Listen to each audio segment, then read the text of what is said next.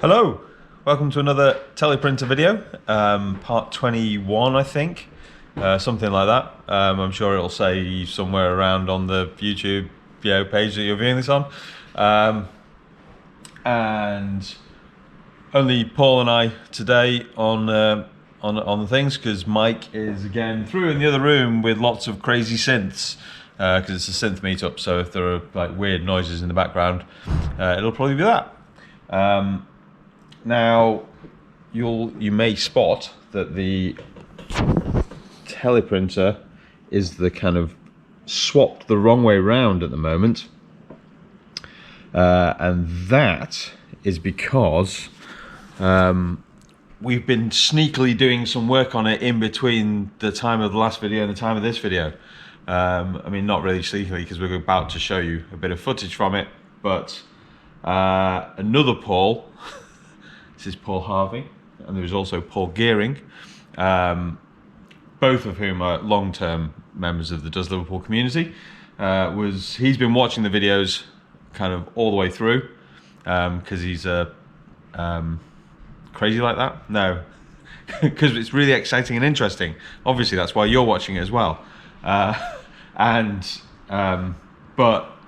with the kind of COVID and etc., he hasn't been able to make it in to come and kind of get involved.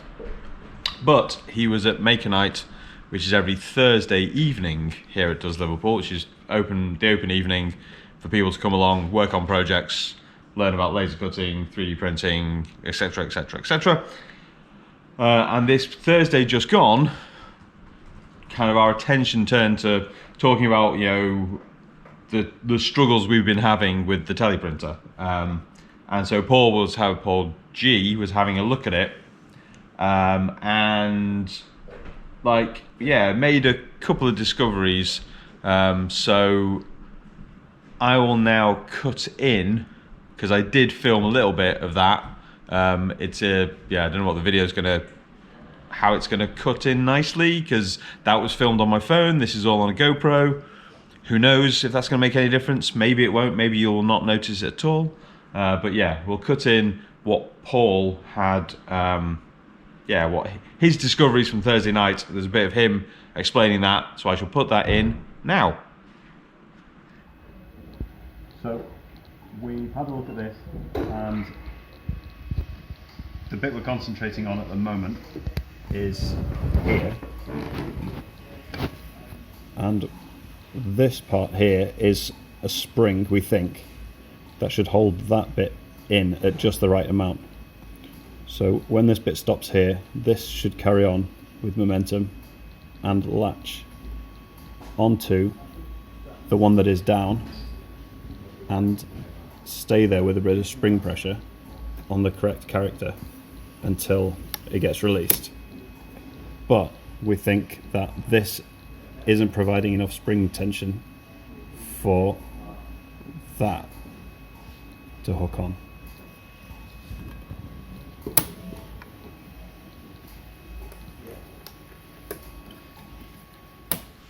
So, as you've just seen, through the magic of video editing, it's all of this section around here that we're going to be focusing on. So today, original Paul and I are going to be seeing if we can work out how to adjust things right to put into, or to get it working in the way that t'other Paul thought, which we agree with. It's not just like, oh, he's got an idea, we're going to try it out. It seems plausible, seems like a good plan. So we're going to see if we can get that adjusted. There's a whole load of adjustments in the manual about, so we'll be breaking out the feeler gauges and trying to decipher that bit of the manual to see if we can get it adjusted right and see if that makes a difference. So we will report back. Quick update, because we've started to look at the adjustments, and actually if I show you the manual that we're reading from, so this is the whole area that we're kind of interested in. This is the cam spring that will slide over the latch, and the latch comes round and this little tiny hook here is bigger in real life and is what will kind of hook over the end of one of these bell cranks, which they come all the way around. And so we've been looking at these two clearances to see what they are, and so we'll just figured we would show them to you on the teleprinter. So I hand that over to Paul, and then so we have the feeler gauges. This one is set to 50. Is that 50 mil? Yeah.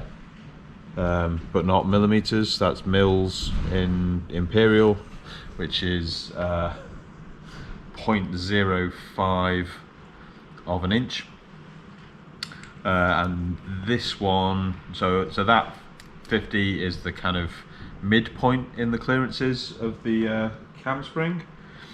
And this feeler set, this bit of the feeler gauge is set to 14 mil, so 0.014 of an inch, because that's the maximum kind of clearance that there should be between the latch and the end of the bell cranks. So if I shine some light onto this, then we can get the 50 mil one and kind of slide it behind, or past those bell cranks. Yeah, and there's a tiniest bit of, that's actually a little bit nearer than it should be, I guess. When we tried it a minute ago, it seemed to slide behind more easily, but so that's a little bit low. Like maybe that needs to even be out a little bit further. And then the other one, like this is the one that will go kind of past, and this should be between 10 and 14 mil, and this is 14 mil on the feeler gauge, and yeah, there's just loads of room there, so that's definitely too big a gap. And this other one maybe is too small a gap, which would explain with, we're often seeing this bit hit against this section, so this doesn't always go behind the cam spring. So this is the latch, and the latch doesn't always go behind the spring, which if the spring's too close to the thing, that would explain it, and also if the latch is too far away. So yeah, next is going to be there's an additional measurement inside of the clutch drum, so that's another bit of the adjustment stuff. So the next step might be just to check what that is, because a lot of this is then put washers in and set the spring, which as far as we can tell means just bend it. Yeah, but like that, it's promising at least that we found some discrepancies that we need to fix to get the adjustments right. So maybe that'll make a difference. We'll find out. Quick update whilst we're so we've started dismantling the type head clutch assembly, so we can work out how to adjust it properly. But whilst we've got it part dismantled, figured we should show you just how it works. So if I hand the camera over to Paul and then grab a torch so we can see things a bit better. So at the moment we'll see that the N type crank, bell crank even, sorry, is selected, and so it's dropped down slightly compared to all of the ones around it, or all of the rest of them. And then this is the type head assembly, and you'll see that the clutch has got this bit that kind of sticks out here, which is actually on the kind of cam spring side of the clutch assembly. And so this is what comes when it spins round. And of course now it's not going to do it because it's fouling on everything. But yeah, as that comes round, it will then hit this N bell crank, which is dropped slightly, whereas it's not hitting the other ones. And so that stops it in the right place. And then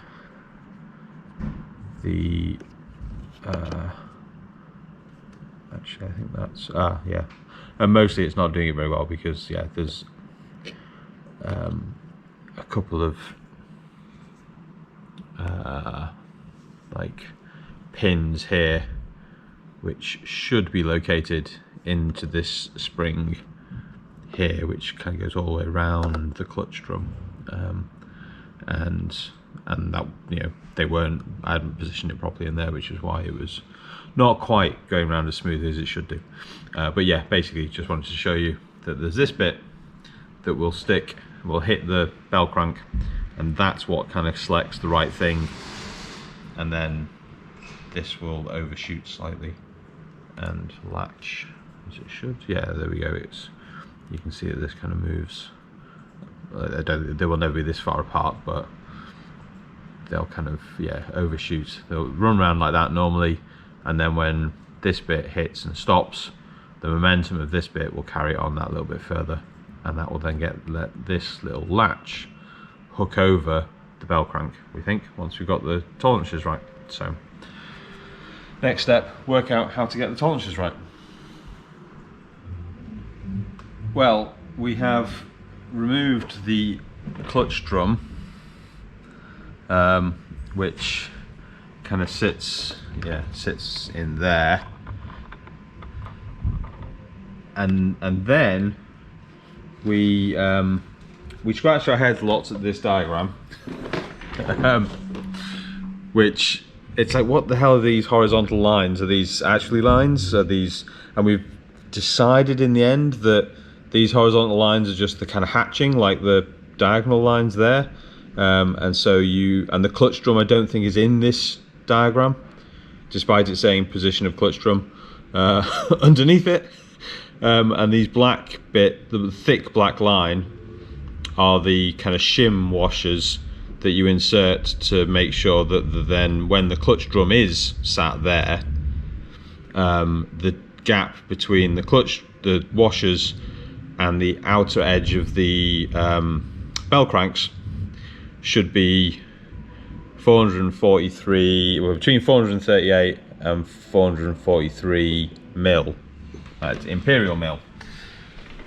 So then we got the nice precision kind of square from the CNC room, and kind of could position that across the ends of the bell cranks, and then Paul, like, we measured the thickness of it with the calipers, and then we could zero it, and then we could add the extra bit down onto the washers that are there.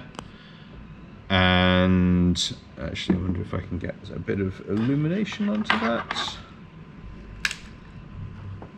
Yeah, so there are some washers in the middle.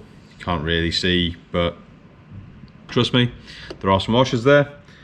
And basically, that measurement is 0.4425 inches, isn't it, Paul?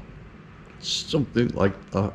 So it's basically half a mil inside the tolerances, because these tolerances should be between 438 mil and 443 mil, and we were getting 442.5 mil. And then we realized that there was actually a washer fastened onto the back of the clutch drum that we'd removed, because it was just, you know, it stuck on with the grease, and so it'd come off with that. So we were like, maybe we need to stick this washer back in. And we measured it, and it turns out that basically, I don't know if I can do that. Let me zero things. It's got my calipers on like inches for about the first time ever, and then measure how thick it is, and it is, yeah, 5.5 mil. So basically, this washer is the entire tolerance that this measurement needs to be between. But because we want everything to be moved nearer to the bell cranks, we think it would be better to be nearer to the, rather than put that in, and then that would mean that we were actually just over the tolerance. It would be, instead of it being 0.4425, it'd be 0.4375. So actually it would take it just beyond tolerances, or just beyond the correct adjustments. But because we want everything to be a bit closer to the bell cranks, we're going to leave this washer out and try to put it somewhere safe, because it feels like if we ever needed to put it back in, we're never going to find 5mm thick washers somewhere. Like, that's just going to be completely a pain to try and get hold of. And yeah, so that's, we think we've got that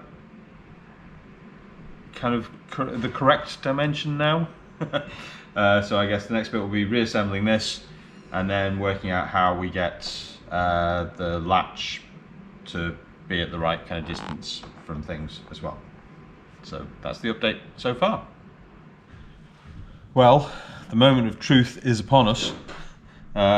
We have, reassembled and tried to set those distances correctly. We tried without the 30mm shim in it, which moved things a bit, but not by 30mm, which was confusing. And then we put the 30mm shim back in, and that didn't really make any difference to the measurements too much. So we kind of gave up on trying to use the shims to get it to the right sort of place, and just went to setting the spring, as it says in the manual, which basically just means bend the metal.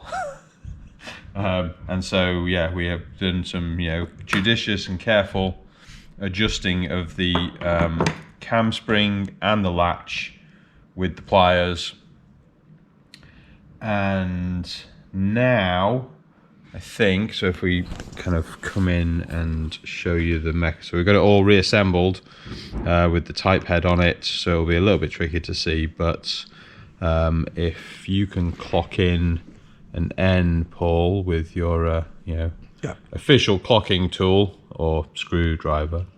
So we'll push 2 of those bits in. I don't know if we can see. Yeah, like there are 2 bits are in, which is the N, which will mean that it will stop kind of up at the top, and as you can see at the moment it's kind of just going past, and let's keep going round, and that's clocked the N in. So you can see that this bell crank has dropped, so as this comes past it, like this cam spring, it will stop on it, and then you'll see that this is going behind it. You'll also see that it's bent up a little bit, which means that when it's running, we hope, the kind of momentum will carry on and it will latch, and you can see that it's kind of hooked onto that bell crank, which should then get the correct letter onto the type. We can get some illumination and we can maybe see, and hopefully that will be a backwards N. But I guess the main thing we're going to be interested in is whether it's going to stop on the bell crank correctly. So the next step is to get it wired up to Paul's computer so he can send some data to it whilst it's running, because we can't poke screwdrivers in at it whilst it's going. I mean, we can, but it won't do useful things, and may set us back even further. So we're going to do that, and then you can join us for the big reveal for all of us as to whether it's made any difference or not. So yeah, we're going to get it set up to do that. Right, we have everything set up and ready to go. The power supply for the interface unit is on. Paul's got his laptop running and the serial monitor ready to send data to it. The power supply for the teleprinter itself is also on. So the next step is just to flick the switch, and yeah, we're ready to attempt and see what happens. So I will flick this. That has sprung to life. Okay. So send it. So if we send it like, let's looking at this diagram here of all of the bell cranks, like anything L, M, N, O, P, Q, R, S, T, you know, all of that sort of end of the alphabet is going to be in this top sort of quadrant, which if you look at the teleprinter will be in kind of this top quadrant here.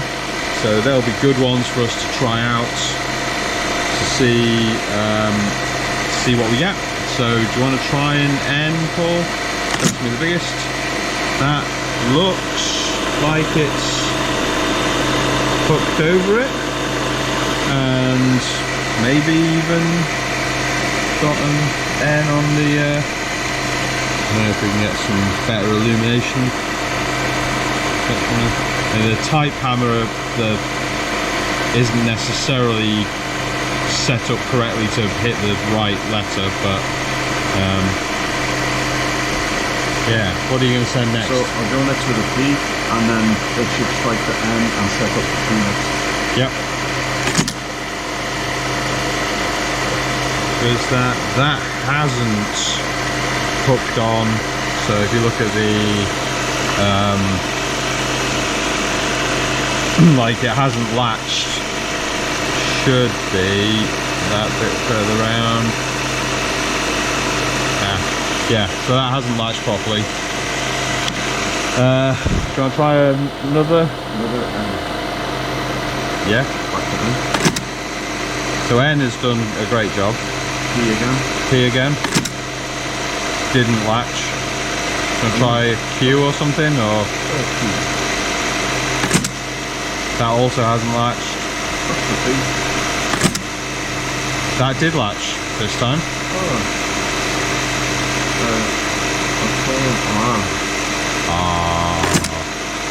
That didn't latch. Didn't latch. Almost latched, but didn't quite. Oh no, sorry, didn't latch at all, yeah. N has not latched. Okay, so it's gotten a little bit better, but yeah, let me turn this off.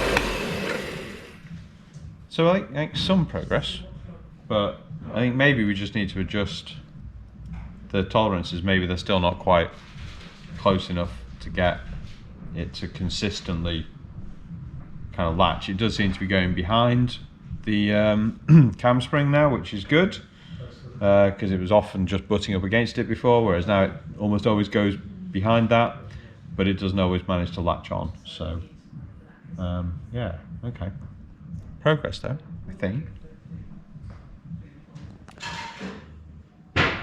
So near and yet so far. Let me just unlatch that for a second, and you can see that, yeah, when it kind of comes round and stops, if you're running it by hand, it'll just latch perfectly and sits there without any problems.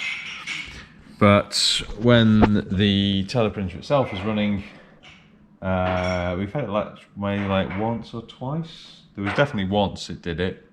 Actually, to begin with, the ends it was doing quite, like, well, it did a couple of them.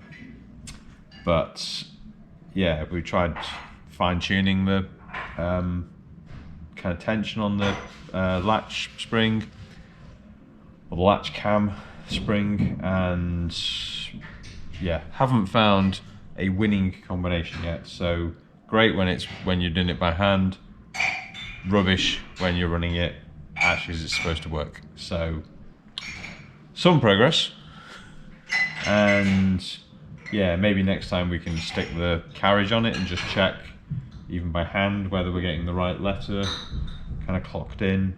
Yeah, that might be a useful thing to do. But yeah, sadly no printing. So yeah, join us on the next video. The saga continues. See you then.